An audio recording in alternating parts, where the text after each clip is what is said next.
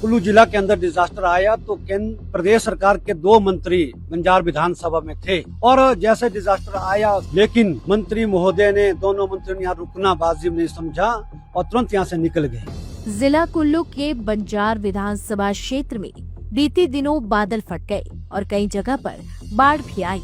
इससे 3 लोगों की जान चली गई और लोगों की संपत्ति को भी नुकसान पहुंचा। लेकिन प्रदेश सरकार के 2 मंत्री आपदा में सहयोग न कर बंजार क्षेत्र से भाग खड़े हुए।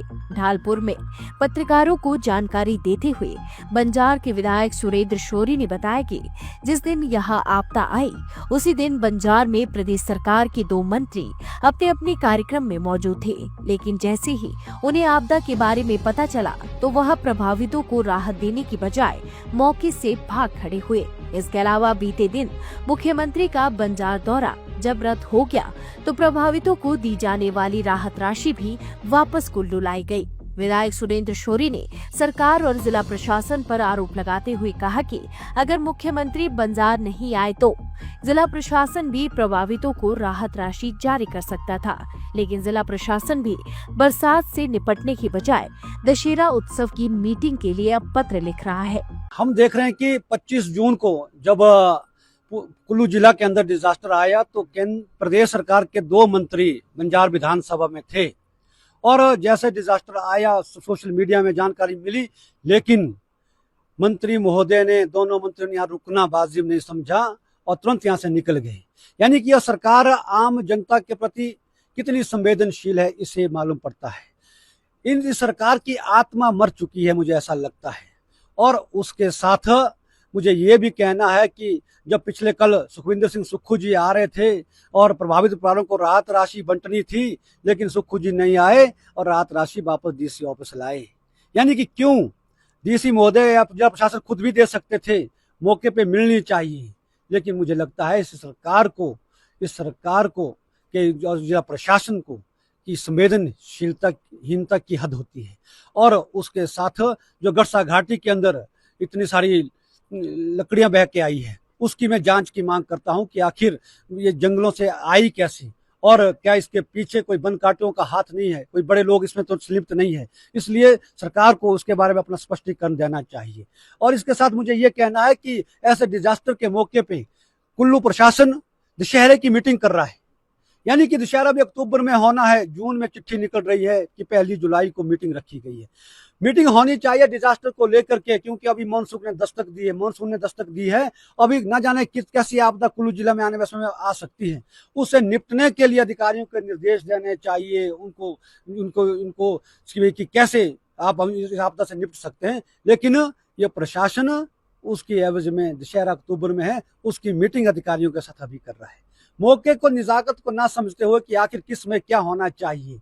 लेकिन मुझे लगता है कि इस सरकार और इस प्रदेश के मुख्यमंत्री सुखविंदर सिंह सुक्खू जी जिन्होंने व्यवस्था परिवर्तन का नारा दिया था, लेकिन यह व्यवस्था का पतन है कि आज एसडीएम जैसा महत्वपूर्ण पद पिछले 2 महीनों से बंजार के अंदर खाली है। जिला के अंदर और भी बहुत महत्वपूर्ण पद खाली पड़े हुए हैं, लेकिन सरकार को कोई परवाह नहीं है। आज पूरी गरसा घाटी के अंदर बहुत सारे पुल बह चुके हैं, सड़कें टूटी हुई है, बंजार की सड़कें टूटी हुई है, बिजली 3-4 दिनों से जिब्बीपुरा क्षेत्र के अंदर बिजली नहीं है, वो रिस्टोर कैसे हो सकती है? पेयजल योजनाएं रिस्टोर करने को है, उसकी ओर सरकार का ध्यान नहीं है। सरकार का ध्यान कहाँ चला गया कि अक्टूबर में दशहरा आएगा, वो दशहरा मनाना है। जिला प्रशासन का ध्यान वहां चला गया है। इसलिए मैं आरोप लगाता हूं कि ऐसी मीटिंगें ना करके आपदा से हम कैसे निपटेंगे, जनता को कैसे सहूलियत मिल सकती है, आम जनता के लिए प्रशासन कैसे काम कर सकता है, उस दिशा में काम होना चाहिए था। लेकिन ऐसा नहीं हो पा रहा है। मुझे लगता है कि ये बहुत दुर्भाग्यपूर्ण स्थिति है कि अभी भी पंचायतों के बहुत सारे लिंक रोड बंद पड़े हुए हैं और वो जल्दी रिस्टोर होने चाहिए, क्योंकि हमारा जो फल सब्जियों का सीजन है, सेब सीजन है, सब चलना शुरू हो गया है। इसलिए लोग बहुत परेशानी में है। और उसके साथ अभी एक सूचना मिली कि एक डेड बॉडी रिकवर हो गई है।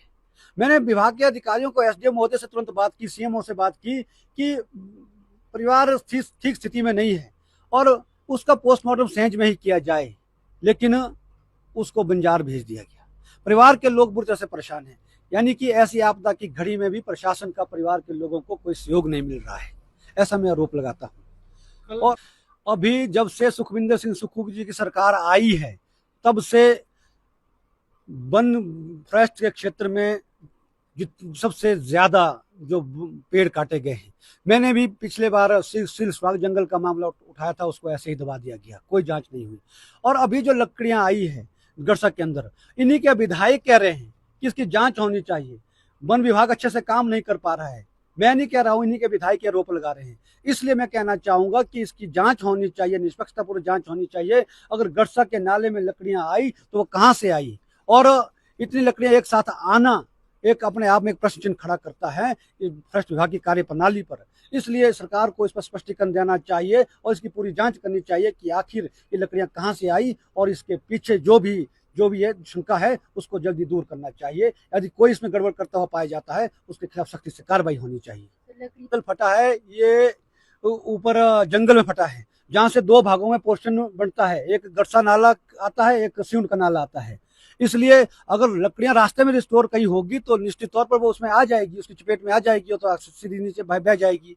इसलिए मैं कहना चाहूंगा कि जिस मात्रा में लकड़ियां बहती है जब डिजास्टर आता है, लेकिन एक साथ भारी मात्रा में इतना फ्लड आना, लकड़ियों के साथ आना, ये अपने आप में प्रश्न। लाइफ टाइम्स टीवी के लिए कुल्लू से मनीष ठाकुर की रिपोर्ट। गोयल मोटर्स नेटवर्क की सोलन और शिमला स्थित नेक्सा शोरूम में पाई इंडिया की सबसे पसंदीदा गाड़ियों पर खास ऑफर।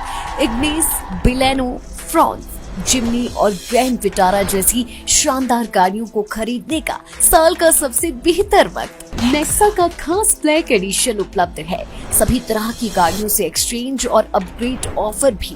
तो देर किस बात की, आज ही सोलन या शिमला में गोयल मोटर्स के नेक्सा शोरूम में पधारे और पाएं कार खरीदारी का एक कभी ना भूलने वाला सुखद अनुभव।